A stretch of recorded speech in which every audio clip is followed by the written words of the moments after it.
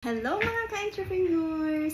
Bago ang lahat, gusto ko kayo pasalamatan sa patuloy nyo na pagsuporta sa aking YouTube channel, Facebook account at TikTok. Sobrang tagal na nga yung last video ko about GGives. At marami nga sa inyo ang hindi ko na nare-replyan sa comment section.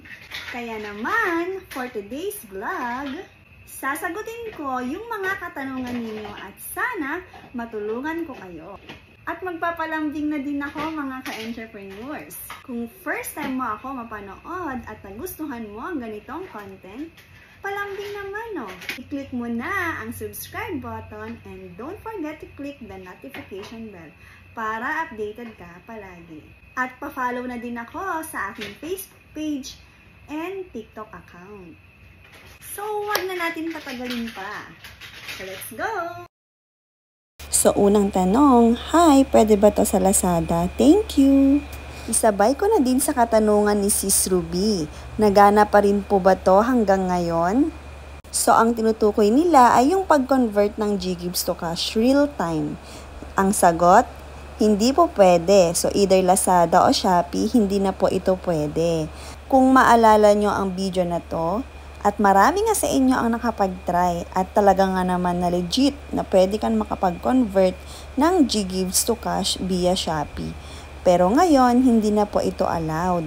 Nag-last na po ang ganitong paraan last April 2023. Next na tanong, kailangan may business?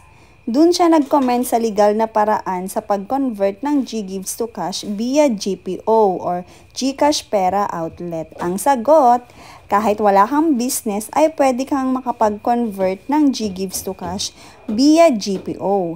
Basta activated ang iyong GPO. So kung paano ito ma-activate kahit wala kang tindahan o negosyo, panoorin mo na ang video na to. Next, hindi ba pwede sa iOS yan?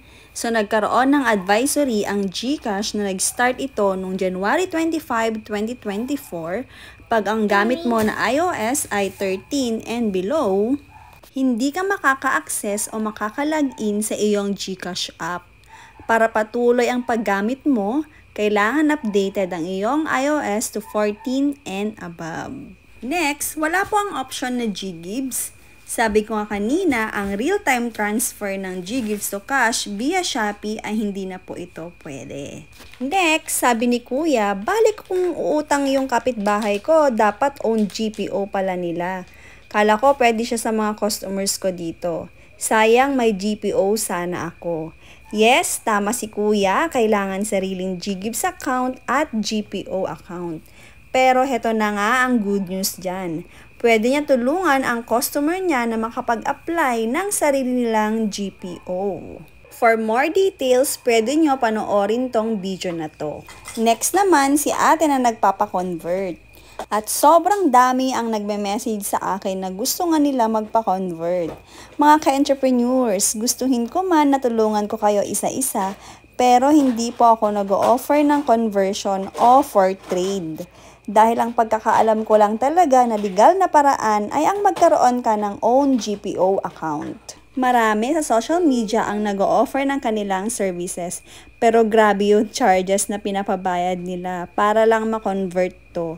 Siguro yung iba totoo, pero beware sa mga scammers na nagkalat ngayon sa social media. Paano po ba magpa-convert ng GGives to cash? Kung hindi mo pa napanood ang video na to, ilalagay ko sa description below yung link. O siya, hanggang dito na lang ang ating question and answer portion. Sana natulungan ko kayo.